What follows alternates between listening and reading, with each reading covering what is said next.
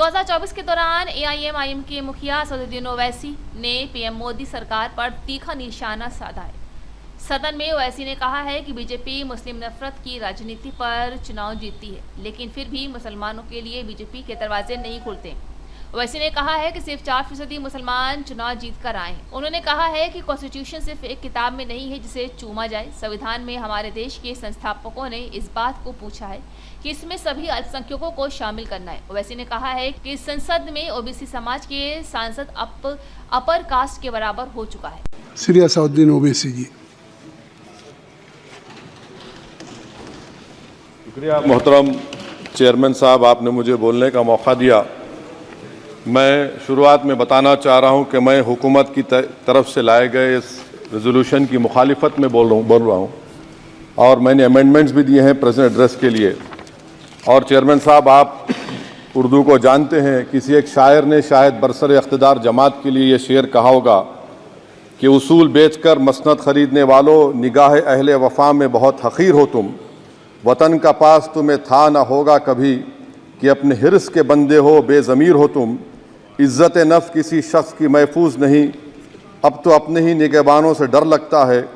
डंके की चोट पे जालिम को बुरा कहता हूँ, मुझे सूली से न जिंदानों से डर लगता है। मोहतरम चेयरमैन साहब, मैं आज इन लोगों की तरफ से बोल रहा हूँ जो दिखते तो हैं, जिनके बारे में बात तो होती है मगर उनकी कोई नहीं सुनता। मैं उनके बारे में बोल रहा हूँ जिनके बारे में वज़ीर आज़म मोदी ने कहा था कि घुसपैठी है। मैं उन बेटियों और माओं के बारे में कह रहा हूं जिनके बारे में मोदी ने कहा कि ज़्यादा बच्चे पैदा करते। मैं उन मासूम नौजवानों के बारे में कह रहा हूं जिनको मॉब लिंचिंग के ज़रिए मारा जा रहा है। मैं उन बेज़ुबान माँ और बाप के बारे में बोल रहा हूं जिनकी औलाद आज इस हुकूमत के गलत कानून के चक्कर में जेलों में सड़ रहे हैं। सर, मैं दस्तूर जब इस ऐवान में बन रहा था, संविधान बन रहा था, तो उस वक्त अलहदा वोटर लिस्ट और इंतखाबी रिजर्वेशन की बात आई तो उस वक्त के हमारे फाउंडिंग फादर्स ने, हमारे बुजुर्गों ने, दोनों समुदाय के हिंदू और मुसलमानों ने फैसला किया कि हम इस पर राज़ी नहीं होंगे। बल्कि उन्होंने क्या कहा था हमारे फाउंडिंग फादर्स ने, उन्होंने मुखालिफत की थी अलहदा वोटर लिस्ट की और इंतखाबी रिजर्वेशन की। उन्होंने कहा था, I quote sir, it is the duty of majority community to ensure that minorities are elected in the representative numbers.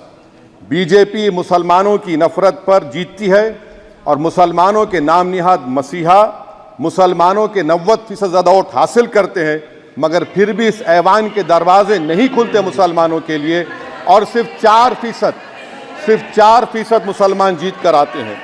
Sir, संविधान सिर्फ एक किताब नहीं है जिसे चूमा जाए। संविधान एक किताब नहीं है जिसे दिखाया जाए। संविधान एक सिंबल भी है, मगर संविधान एक हमारे बुजुर्गों के ख्वाबों की किताब है। हमारे जमहूरियत को हमारे बुजुर्गों ने इस तरह समझा, हमारे फाउंडिंग फादर्स ने इस तरह जमहूरियत को समझा कि इसमें हर समुदाय और मजहब और समाज के मानने वाले लोगों की राय को शामिल किया जाएगा इस मुल्क को चलाने के लिए। मगर इस ऐवान में सिर्फ 4% मुसलमान जीत कर आते हैं।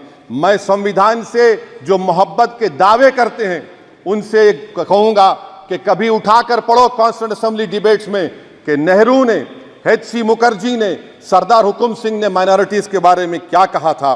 सर, वतन अजीज़ का मुस्तकबिल कैसा होगा जब बीजेपी मुझे गायब करना चाहती है और दीगर हिज़्ब इख्तिलाफ की पार्टियां के लिए मेरा वजूद सिर्फ वोट डालना और अपनी खबर में जाकर सो जाना है। इसीलिए आप देखते हैं कि समाजी इंसाफ है सर कि 4% मुसलमान जीत कर आते हैं। सर, इस ऐवान में ओबीसी समाज के MP अब अपर कास्ट के MP के बराबर हो चुके हैं।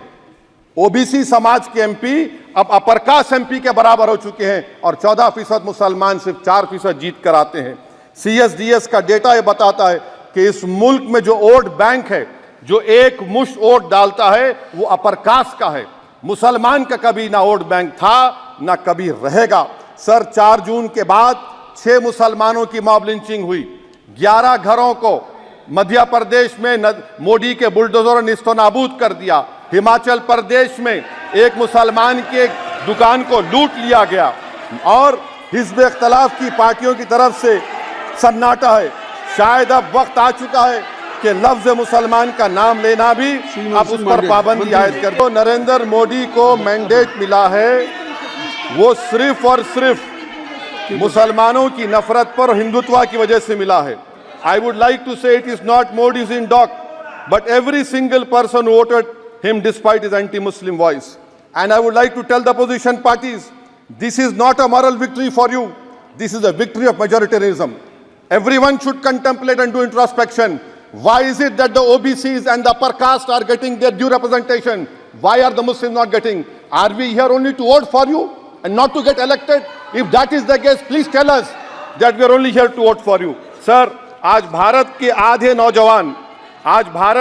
नौजवान बेरोजगार हैं और रोजगार की तालाश, बेरोजगारी का आलम यह है सर कि मोदी सरकार के 5 साल में 75 लाख एस्पिरेंट्स की जिंदगी बर्बाद हो गई, 6 पेपर लीक हुआ।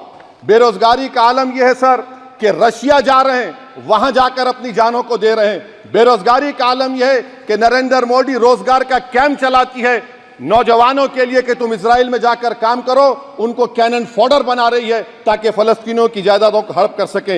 ये भी कंक्लूड करें। अरे सर मेरा टाइम है, कहाँ टाइम है सर? आप ये टाइम ले लिए मेरा सर, मैं 2 मिनट दीजिए। ये विश्वगुरु की पॉलिसी है। इजराइल को 27 टन हथियार जा रहा है। 9 मिलियन भारत के लोग गल्फ में काम करते हैं, क्या असर पड़ेगा? 47,000 इजरायली फलस्तीनी मार चुके हैं। क्या है हमारी पॉलिसी सर? क्यों हथियार दे रहे हैं सर? नस्लकशी हो रही है। सदर जमहूरिया के खुतबे में राष्ट्रपति के सर, मैं उसी पे बोल रहा हूं सर, उसमें लिखा हुआ है फॉरेन पॉलिसी के ऊपर, आप पैराग्राफ नंबर 25 देख लीजिए।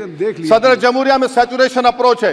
क्यों नहीं मोदी सरकार माइनॉरिटीज को तीनों स्कॉलरशिप को डिमांड करती है सर? उसको आपने बजट कम कर दिया सर। बनारस का बुनकर 18 महीने से मंडी का शिकार है, सूरत और बेंगलुरु जा रहा है सर। आखिरी बात कंक्लूड कर रहा हूं, आखिरी बात सर, पनून केस में निखिल गुप्ता, मोदी ने कहा था कि हमने घर में घुसकर मारा, तो निखिल गुप्ता को किसने ऑर्डर दिया था पनून को मारने का?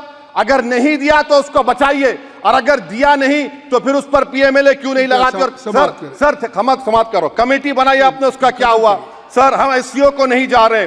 सर मैं आपको बता रहा हूं कि मैं अपनी इस तकरीर को टीपू सुल्तान की नजर, सुनिए सर, अब हो गया, खत्म कर रहा हूं सर। मैं अपनी तकरीर को टीपू सुल्तान की नजर कर रहा हूं। ये टीपू सुल्तान की फोटो है, क्या आप इससे भी नफरत करेंगे सर? ये संविधान में टीपू सुल्तान की फोटो है जिस पर वल्लभ भाई पटेल ने साइन किया, श्यामा प्रसाद मुखर्जी ने साइन किया। ये आपकी नफरत है सर। आखिर में मैं अपनी बात को खत्म कर रहा हूं इस शेर पर कि क्या दिन दिखा रही है सियासत की धूप छांव।